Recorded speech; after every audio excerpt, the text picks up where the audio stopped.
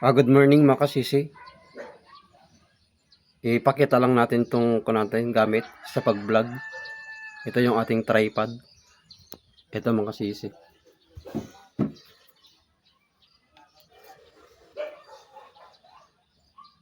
Ganito lang magkutas sa kasisi. Yan.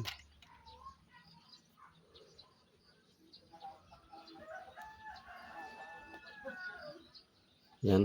Tutas pa yan mga kasisi. Dito naman nilalagay yung cellphone. Yan lang yung ating tripod mga kasisi. Pwedeng pa. Ito meron siyang bar. Yung level niya. Para naka 90 degrees. Kailangan. Ito yung product niya, pangalan. Wisin. Ito yung niya. Taas baba. Matangkad mga kasisi. Ito, in-order para natin sa TikTok. Yung kanya, price niya, 496.